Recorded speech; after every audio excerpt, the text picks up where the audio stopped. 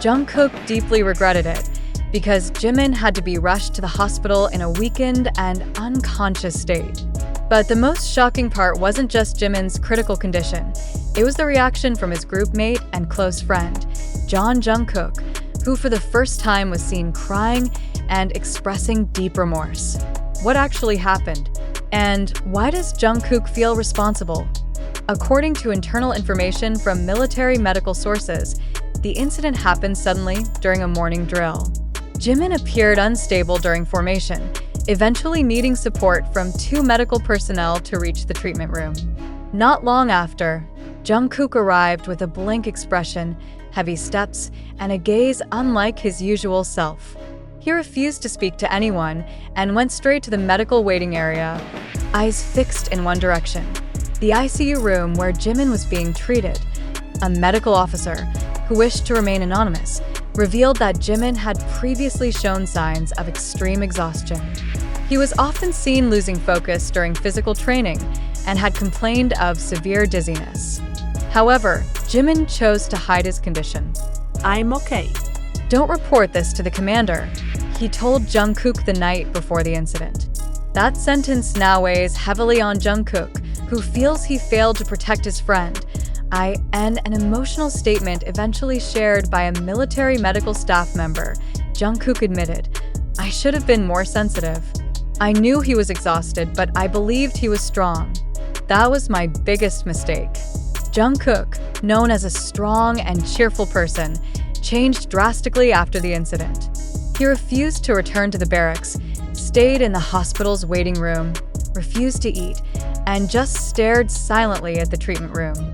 Even when medical staff asked him to undergo a routine checkup, he only nodded without a word. His only focus was Jimin's health. Jimin's condition was confirmed to involve severe dehydration, drastically low blood pressure, and an abnormally high body temperature. Doctors stated it was due to acute fatigue worsened by Jimin's refusal to rest. He was too focused on maintaining a strong image in front of his peers, including Jungkook, said one doctor.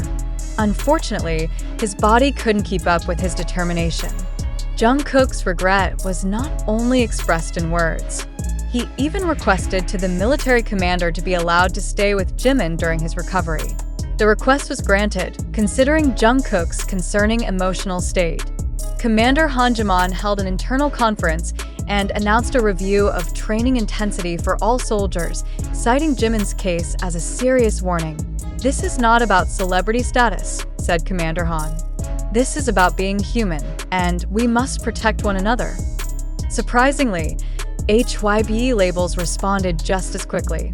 One of their executives even contacted the military directly, requesting that Jimin and Jungkook remain in the same location during the recovery period.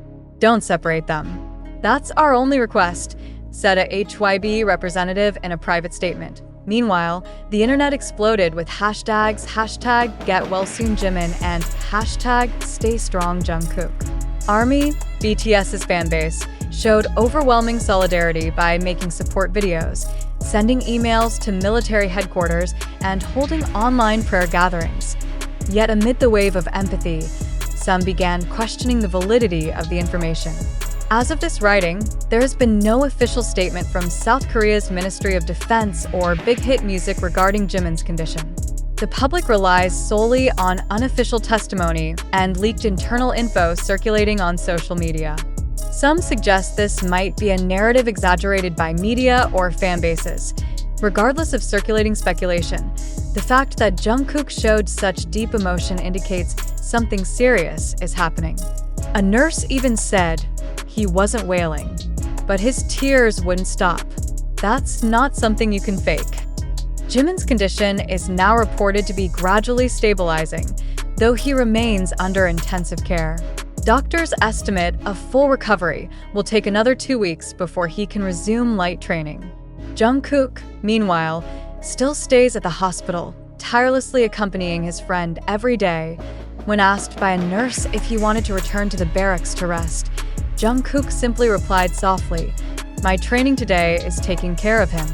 This incident opened many eyes, including those in the military and the wider public, that behind popularity, discipline, and the physical strength required in the military, there are still human limits that should not be ignored. Fatigue is not weakness. And caring for others is not just a duty, it's the highest form of humanity. Jungkook can't change what happened, but he can make sure this doesn't happen again to anyone. He is now more than just a bandmate. He is a guardian learning from his guilt. The question now is, will Jimin fully recover and return to training in optimal condition? And can Jungkook overcome the guilt that continues to haunt him?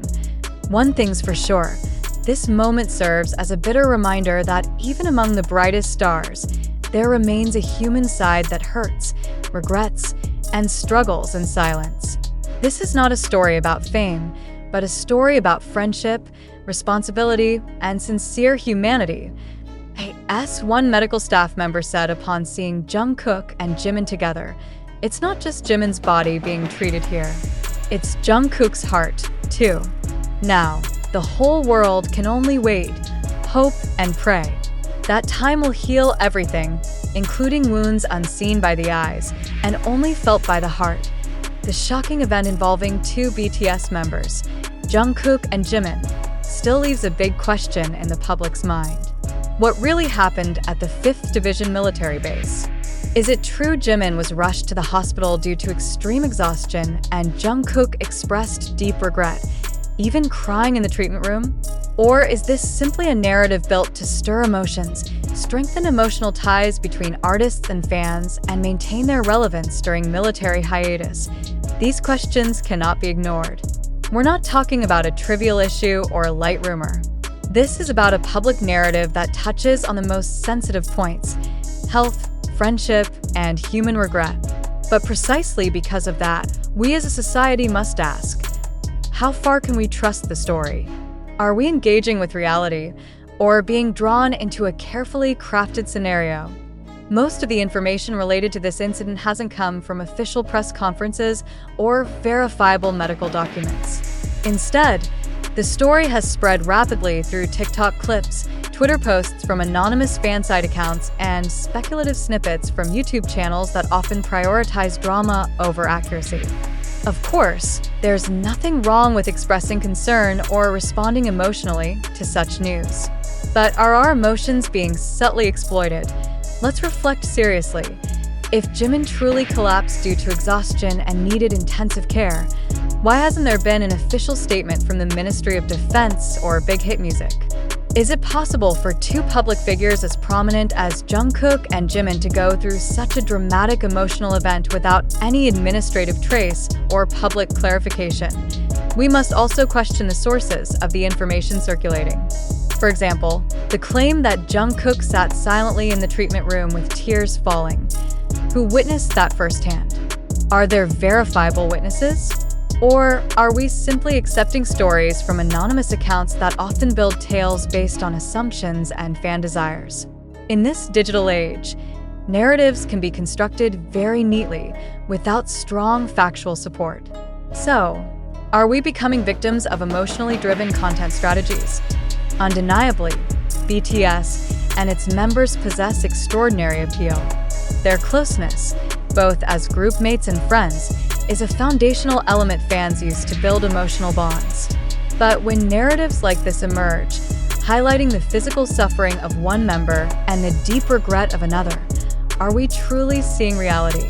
Or is this a representation of our collective hopes of what true friendship should look like?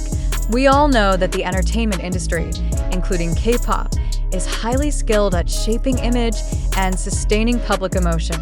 In situations like this, when artists' activities are restricted by military duties, isn't it very possible that such stories are intentionally surfaced to keep their names at the media forefront? Is this a form of narrative engineering to maintain existence?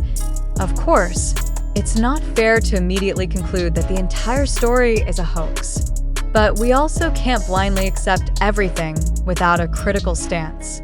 Therefore, we urge you, the readers, to ask yourselves these questions. Where does this information come from? Is the source credible? Is there official documentation supporting this event? Who benefits from the spread of this narrative? Do I believe it because it's proven, or because I want to believe it? Criticism of information sources doesn't mean we don't care. In fact, the highest form of care is when we dare to filter information with clear reason, not just emotion. Because in this fast-paced world full, a heartfelt thank you to all of you, our amazing viewers who took the time, energy, and attention to be part of this journey. Your presence isn't just a number, it's the spirit that keeps this whole process alive. Every laugh, every comment, every bit of support means the world to us. If there were any flaws in the delivery, behavior, or content, we sincerely ask for your understanding. Please take the good as inspiration and kindly leave behind the rest. Our only intention was to share something genuine from the heart. Without you, this wouldn't hold the same meaning. Thank you for being a part of this story. You truly matter.